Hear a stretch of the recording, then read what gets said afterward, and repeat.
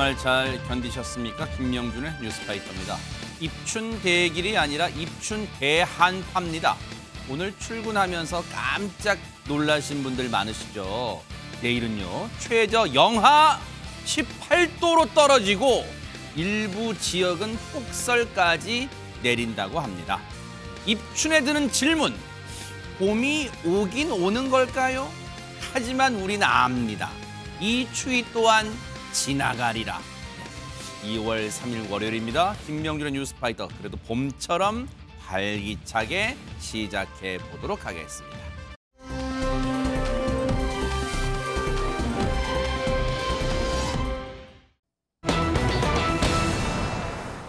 최근에 여러 매체의 보도와 프로그램을 통해서 이분의 이름을 들어보셨을 거예요.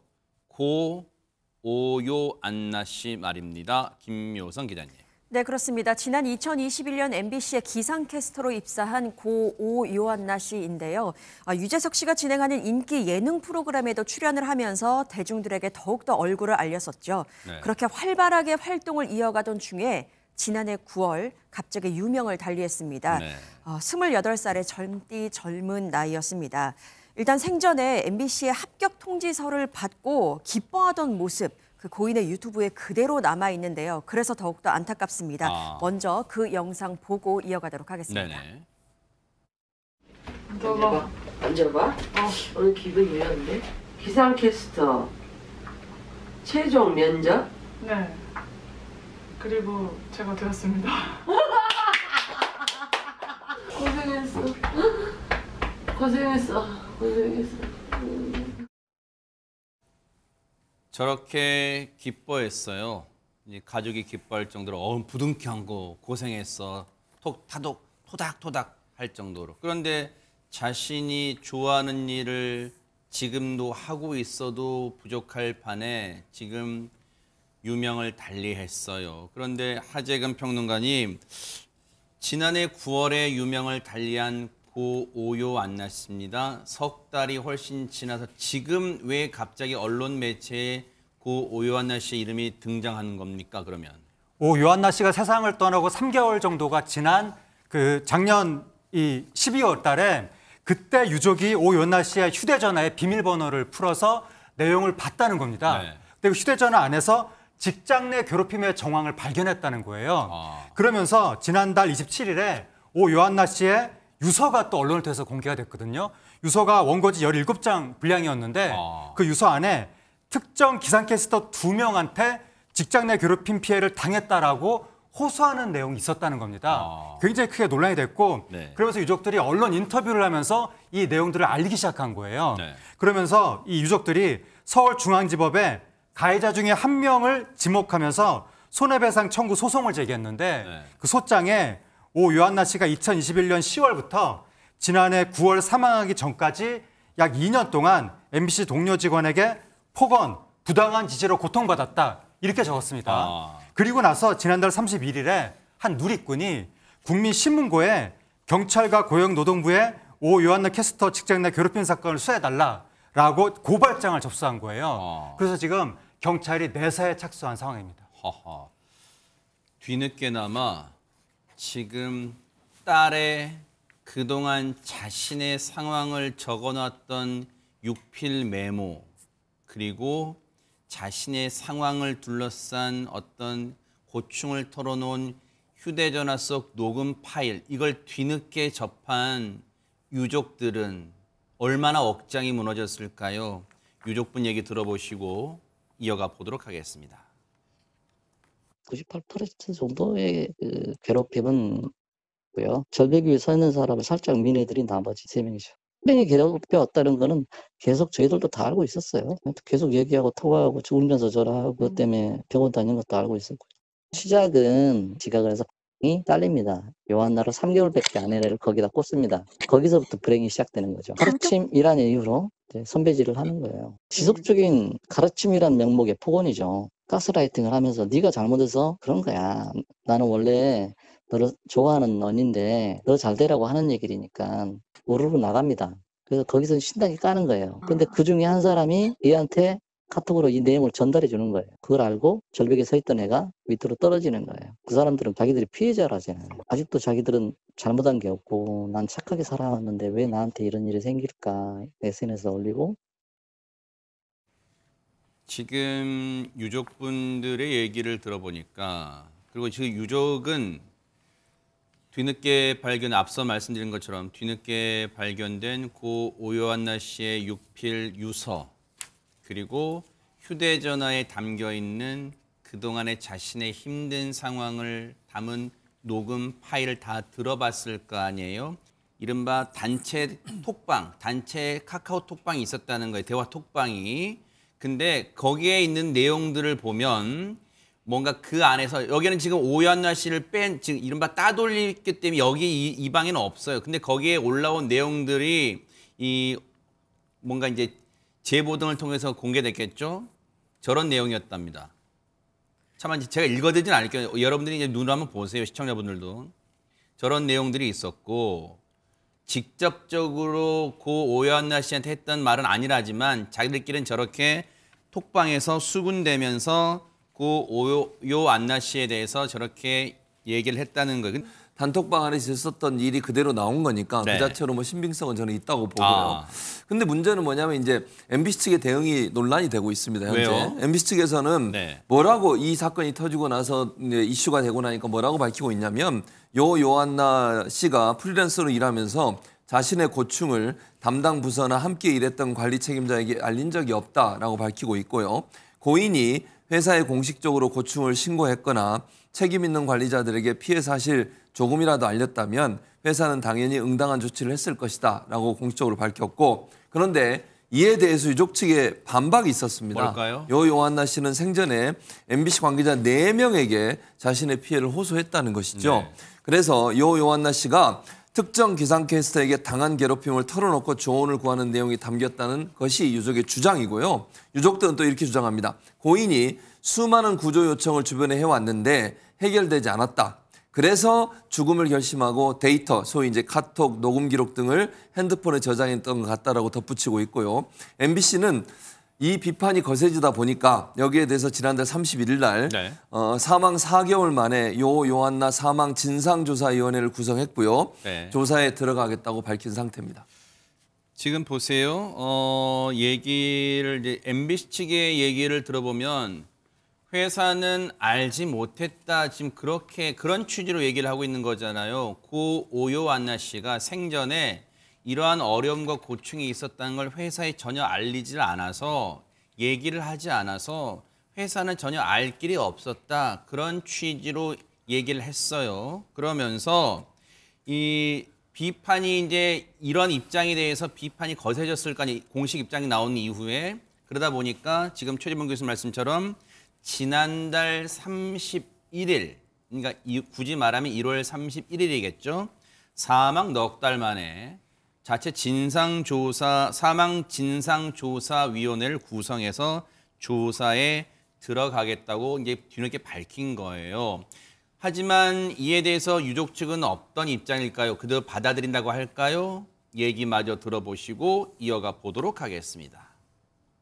왜 우리 딸을 그렇게 괴롭혔대요 하고 물어보니까 그 전화를 받은 사람이 갑자기 화제를 전환하면서 네 어머니 하면서 다른 얘기를 해버려요. 숨기려고 했다기보다는 그냥 문화예요. 내가 사랑하고 내 전부라고 생각했더니 MBC에서 내가 이렇게 취급당하고 진실을 얘기하고 사과를 하면 용서해 줄 거다. 그렇지 않으면 형사소송 얼마든지 할 수 있어요. 요한나에게 사과하라. 그리고 MBC가 이 부당 노동을 하고 있다는 걸 인정해라.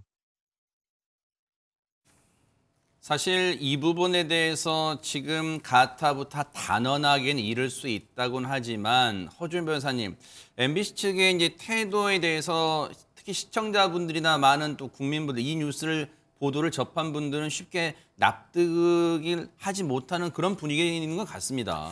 사실 사측에서 직장 내 괴롭힘 문제가 있다라고 하면 좀 더 적극적으로 관심을 기울이고 그 부분에 대한 적절한 조치를 취해야 할 의무가 근로기준법상 응당 있는 것이 맞습니다.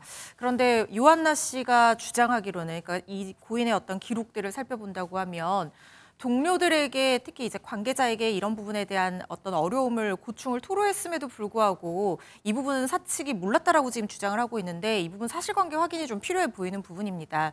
물론 MBC에서 자체적으로 운영하고 있는 뭐 고충 상담 센터라든가 신고센터, 클린센터 이런 기관들이 있을 텐데 오 요한나 씨가 어떤 경로를 통해서 그 부분에 정식으로 얘기를 한 적이 있었는지 설령 정식으로 얘기하지 않았다라고 하더라도 사측에서 조금만 주의를 기울였더라면 확인할 수 있는 부분이 있었는지에 대한 확인은 필요해 보이고 뒤늦게라도 진상조사위원회를 구성한다는 것은 긍정적으로 평가할 만하지만 네. 유족 측 입장에서는 지금 이 부분이 만시지탄이다. 그리고 이 어떤 객관성과 공정성을 믿을 수 없다라고 생각할 여지도 있는 부분입니다. 네. 특히 이게 사건이 커지면서 지금 시민들이 굉장히 많이 같이 공감하고 속상해하고 있는 부분이 있는데 국민신문고에 이걸 고발한 사람이 있어요. 그러니까 MBC 사장뿐만 아니라 부서 책임자 그리고 동료 기상캐스터에게 형사 책임을 묻는 내용이 있거든요. 그런데 직장 내 괴롭힘 부분이 정말 해결하기 어려운 부분이 뭐냐면 업무 지시였다라고 상대방이 주장을 한다고 하면 그 업무 지시를 넘어서서 어떤 형사상 처벌 규정에 해당하는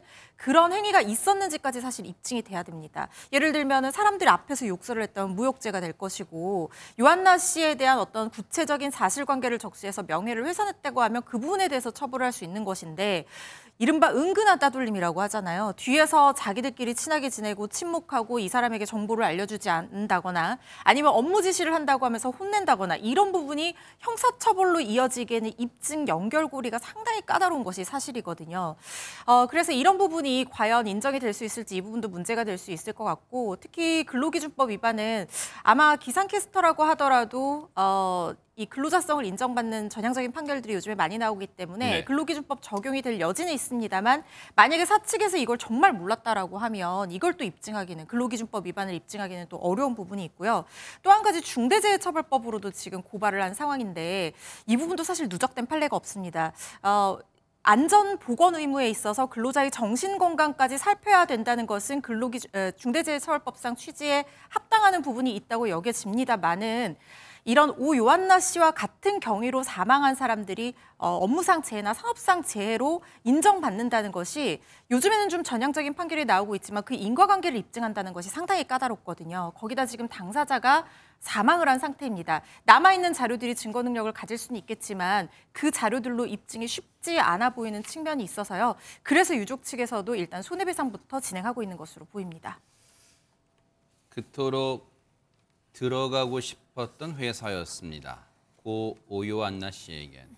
그런데 얼마 되지 않아 이렇게 허망한 상황을, 허망한 죽음으로 이어졌습니다. 여기에 대해서 누군가는 책임을 지고 누군가는 뭔가 얘기를 해야 되지 않을까요? 이 죽음이 아무 이유 없는 죽음이 돼선 안 될 것입니다. 뉴스파이터가 눈 부릅뜨고 이 상황 앞으로 어떻게 흘러갈지 지켜보도록 하겠습니다.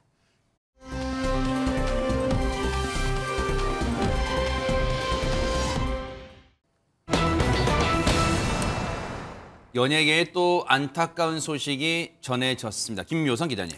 네, 배우 이주실 씨가 향년 80세의 나이로 세상을 떠났다라는 소식이 어제 전해졌습니다. 이주실 씨 하면 이렇게 아이고, 얼굴 이분네. 보시면 아이고. 바로 단번에 알 수 있을 텐데요. 연극, 영화, 드라마를 통해서 많이 얼굴을 알리셨고 네. 특히나 최근에는 전 세계적으로 인기를 얻은 드라마 오징어 게임 2에서도 출연을 한 바 있습니다. 아하. 사실 80살의 나이 하면 요즘 세상에는 참 정정한 때이다라고 이야기를 하는데 알고 보니까 아프셨더라고요. 지난해 11월에 건강 악화로 병원에서 검진을 받았는데 위암 판정을 받게 됐다고 어머나 합니다. 세상에. 이후 석 달간 치료를 받다가 어제 오전 심정지 후 병원으로 옮겨졌지만 별세하셨다라는 소식이 전해진 겁니다. 세상에. 아마 여러분도 이제 고 이주실 씨 이름 석자는 잘 생경해도 얼굴 보면 아마 저처럼 맞다 이분 하시는 분들 많으실 거예요. 고 이주실 씨 그동안 작품 보면 참 선하고 인자하신 어머니 역할 많이 하셨잖아요. 그동안의 작품 활동 쭉 한번 보시고 이어가 보도록 하겠습니다. 오징어 비싸서 어디 사 먹겠니? 엄마, 한 마리에 10만 원이라고 해도 우리 엄마 잡수고 싶다고 하면 내가 딱 사드리지. 바다가 보고 싶은 게 제일 크고. 우리 엄마 바다 참 좋아해. 이러자고 여기 오자고 한 거예요? 내가 아주 죽을 찌를 없다. 왜 갔는지 까먹고 닭갈비만 먹고 왔다고? 크게 걱정할 건 없으세요. 됐어. 그냥 나이 드셔서 깜빡하는 거니까. 언제부터 내 생각을 했다. 너희들은 내가 바본 줄 아니? 왜? 나 치매라지? 내 인생 내가 알아서 해. 월남 가자. 네 시아버지 전쟁 나가 죽은 거 모르나? 월남이 어디 있는지도 모르는데 어떻게 갑니까? 내 혼자라도 갈 기다. 놔라! 마누라 싫어 도망친 놈이 살 거 같나? 고 이주실 씨의 생전 작품 3작품 보여드렸는데 역시나 공통점은 다 어머니 역할로 나오셨는데 하재근 평론가님 주연은 아니었지만 참 거기에서 짧고 강렬했어요 진짜. 예, 이제 그 드라마나 영화 같은 데서 이제 지금 보신 것 같은 그런 역할로 많이 나왔는데 네. 사실은 연극계에서 굉장히 활발하게 활동했던 분이었거든요. 아. 그러니까 이주일 씨가 64년에 연극계에서 데뷔를 했습니다. 세상에. 그리고 나서 70년대, 80년대 막 세일즈맨의 죽음, 맥베스 이렇게 화제작들에 나왔던 거예요. 오. 그래서 연극계 데모라고 그런 얘기까지 들으면서 세상에. 활동을 했었고 그리고 이제 브라운관으로 진출해서 전원일기에 복길이 외할머니로 나오셨습니다. 아, 기억나는 것 같기도 하네요 그렇습니다. 진짜. 네. 수많은 작품에 나왔고 네. 뭐 미녀와 순정남 이런 최근에 이런 작품에도 나왔었고 영화에서도 님은 먼 곳에 명량, 부산행 등등 수많은 작품에서 최근에는 주로 따뜻하고 강인한 어머니 역할을 해왔는데 가장 최근에 출연한 오징어게임 2탄이 고인의 유작이 됐습니다. 아이고 특히 고 이주실 씨가요 우리 곁을 떠난 게 지금 많은 분들의 마음을 좀 안타깝게 하고 있다면서요. 그 이유가 뭘까요, 허지연 변호사님? 사실 이주실 씨가 이 암에 걸려서 한번 이거를 굉장히 열심히 극복했던 이력이 있는 분이셨어요. 그래요? 그렇게 이겨냈기 때문에 이제는 아픔 없이 더 오래 우리 곁에서 함께해 주실 거라고 많이 기대를 했었는데 또다시 이렇게 투병을 하다 돌아가셨다고 하니까 더 세상에. 안타까운 거죠.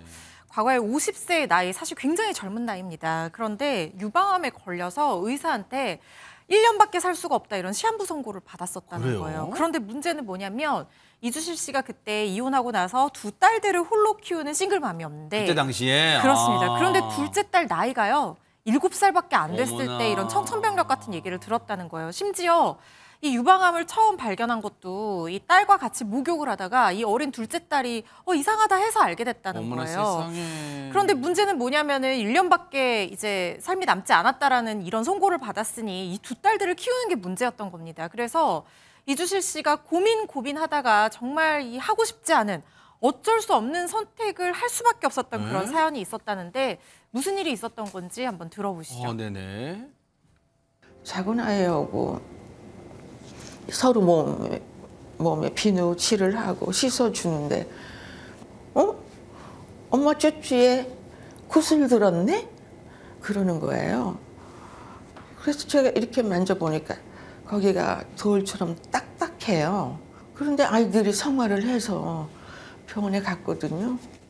유방암이라고 그러더라고요. 내가 노력해서 건강을 회복할 수 있다면 어떻게 해서라도 이제 해볼 텐데 시작부터 어렵다니까. 그러니까 이거 아이들부터 어떻게 해봐야 되겠다 생각이 먼저고요. 캐나다에 있는 동생이 딸이 없어요. 그러니까 저 애들을 그리 보내자. 애들하고 다시 합쳤을 때 그냥 밥도 내 손으로 해주고 싶고 김치도 내 손으로 담아서 먹여주고 싶고 그래서 시간이 늘 부족해서 허덕허덕 그렇게 살아서 애들한테 너무 미안하고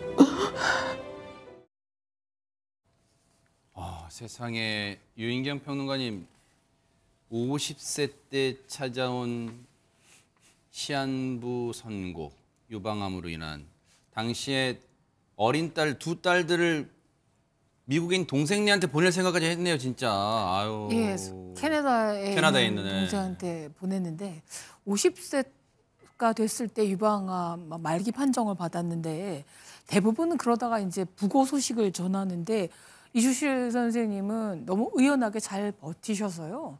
가장 아팠을 1년 시한부 선고받을 때는 33kg까지 체중이 내려갈 만큼 엄청난 고통을 겪으셨지만 10년 후에 완치 판정을 받았습니다. 다른 사람들이 이제 믿지를 못했던 거죠. 아팠던 장면이 안 나오니까 오진이 아니었는가 싶었을 거예요. 근데 그 아픈 와중에도 보건학 박사 학위를 받을 만큼 아이 키우기나 연기 활동이나 공부에도 굉장히 많았고요. 특히 이제 놀라웠던 점은 본인이 암을 알아서 완치가 됐기 때문에 많은 암 환자들을 위로하는 강의도 다녔고요. 예, 방송도 했던 분이었습니다. 또 드라마나 아까 소개시켜준 각종 영화에도 출연했고 이제 최근에는 오징어 게임 2라는 글로벌 그 작품으로 세계적으로도 굉장히 애정을 받게 된 상황이었는데 다시 찾아온 위암으로 세상을 떠나게 돼서 너무 안타깝고 너무 연기를 잘하는 배우를 하나 잃어서 굉장히 애정했던 이제 팬으로서도 가슴이 아픕니다. 유방암 때 세상에 그 어린 딸들 캐나다에 보내면서 그 이후로 15년을 떨어져 살았대요. 그게 아까 인터뷰 때 억장이 무너질 만큼 한이 맺혀서 미안함과 그 한으로 남았던 거에 아이들한테 세상에 더 잘해줬다는 거 아니에요. 그런데 그렇게 유방암 이겨내고 정말 더 이 뭔가 탄탄대로를 걷는가 싶었는데 최지봉 교수님 다시 찾아온 이 암을 끝내 이겨내지 못했나 봅니다. 세상에. 그렇습니다. 너무 안타까운 일이죠. 그렇게 정말 삶에 대한 의지를 가지고 완치 판정까지 받았는데 다른 암이 또 발생하는 바람에 결국은 천국으로 갈 수밖에 없는 상황이 됐는데 이 안타까운 사연을 듣고 많은 후배 연기자들이 안타까움을 표현하고 있습니다. 대표적으로 심은경 배우 있지 않습니까? 심은경 배우가 뭐라고 글을 올렸냐면 SNS에 항상 긴장으로 가득 차 있었던 어린 저를 다독여 주시며 이끌어 주셨던 그 따뜻함을 세상에. 아직도 기억하고 있다라고 추억을 했고요. 선생님의 상냥함이 저를 지금까지 이끌어 주었다면서 편히 쉬시길 바란다는 글을 올렸고 누리꾼들도 모든 연기가 항상 따뜻하셨던 분이라고 기억한다. 또 어떤 분은 하늘에서는 평온하시길 빈다라는 댓글을 남겼습니다. 그래요. 정말로 생전의 연기로 이 시청자분들이나 국민분들에게 팬분들에게 정말 사랑과 위안을 주셨던 고 이주실 선생님 천국에서 영면하기를 뉴스파이트가 진심으로 기원해 보도록 하겠습니다.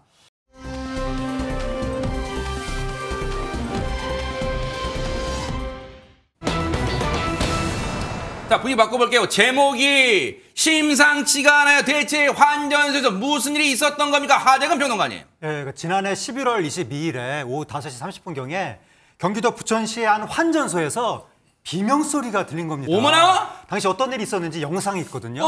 영상을 보시겠습니다.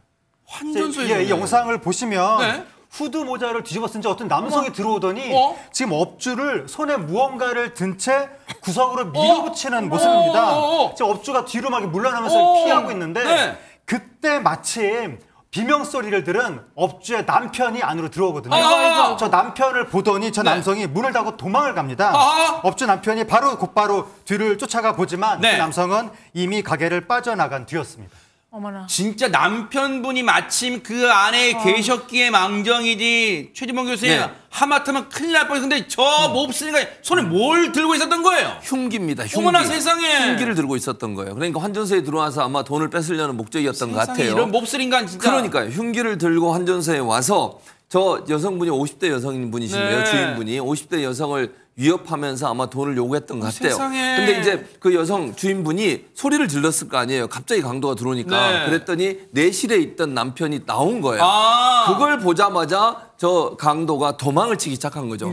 도주해서 달아나 버렸는데 환전소 내실에서 만약에 남편이 없었다고 하면 정말 위험한 상황이 될 수 있었던 상황이 생각하기 싫은 장면 벌였을지도 몰라요. 그런데 앞서 저 여성분이 지금 업주분의 남편분이 쫓아갔지만 그대로 주랭랑 쳤잖아요. 저 몹쓸인간. 그러면 못 잡은 거예요, 김묘성 기자님? 걸음아 나 살려라 하면서 마구 도망을 쳤잖아요. 범행 이후의 행방 역시 영상에 포착이 딱 됐습니다. 이어서 한번 보시죠. 네네. 환전소에서 도망을 나온 남성이 향한 곳은 다름 아닌 인근의 한 빌라였습니다. 주차장 구석진 곳으로 뭐예요? 향한 남성, 갑자기 입고 있던 옷을 벗습니다. 쓰고 있던 후드 모자도 벗었고요. 바지도 어두운 색에서 밝은 색으로 바뀌었습니다. 완전 딴 사람 됐어요. 그러니까요. 이렇게 옷을 갈아입은 뒤에 버스를 타고 어디론가 향하는 남성. 그리고 신고를 받은 경찰이 그 뒤를 쫓는데요. 범행 후 경찰의 눈을 피하기 위해서 환복까지 하고 대중교통도 이용을 했지만 결국 경찰의 덜미를 잡히고 말았습니다. 야, 앞서 영상 보시면 경찰분들 진짜 전력 질주하는 거 보이시죠? 내 일처럼, 내 가족 일처럼 정말 저 몹쓸인가 잡아야겠다는 일념을 가지고 계셨던 것 같아요. 얘기 들어보시고 이어가 보도록 하겠습니다. 이거 이제 강력 사건이다 해가지고 즉시 이제 바로 다 비상조치 시켰죠. 현장으로. 신속하게 검거하지 않는다면 똑같은 범행이 재발할 것이다. 그 주변 일대를 넓혀가지고 방범용 카메라를 한번 싹 봐봐라. 근데 그런 와중에 이제 걸린 거죠. 주거지가 특정이 됐고 150m 정도 떨어진 곳에서 작전 회의를 하고 있었어요. 근데 나왔다는 거예요, 지금 집 앞으로. 그래서 같이 이제 합체해서 검거를 하게 된 거죠. 그런 말이 떠올라요. 허주현 변호사님. 호랑이는 토끼 한 마리를 잡기 위해서 전력을 다한다는 말이 떠올라요. 저 몹쓸이가 하나 잡으려고 경찰 인원이 정말 다 투입돼서 지금. 그렇습니다. 저 일대 방범 CCTV를 다 살펴봤다고 하잖아요.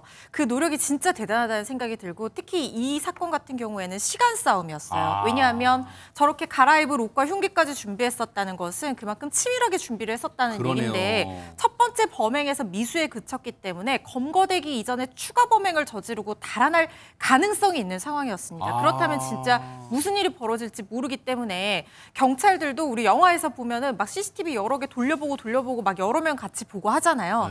아마 그런 노력을 충분히 기울였을 거라는 생각이 들고 이 노력에 힘입어서 불과 4시간 만인 당일 오후 9시 50분쯤 이 30대 남성 긴급 체포됐습니다. 왜 이런 범행을 했냐 물었더니 아파트 전세 자금이 필요해서 범행했다 이렇게 범행 동기를 털어놨다고 하는데요. 전세 자금 필요했으면 열심히 일해서 돈을 벌었어야지 이렇게 범죄까지 저지르는 것이 이해가 가지 않습니다. 특히 환전소 업주는 얼마나 놀랬겠어요. 저항하는 과정에서 흉기에 손을 다치는 부상까지 입었다고 합니다. 특수 강도 미수 혐의로 이 30대 남성 구속해서 경찰에 송치가 된 상황입니다. 아파트 전세 자금 필요했다는 것도 따져봐야 돼요. 그냥 둘러대는 말인지 진짜인지요. 어쨌든 죄값을 달게 무겁게 받기를 지켜보도록 하겠습니다.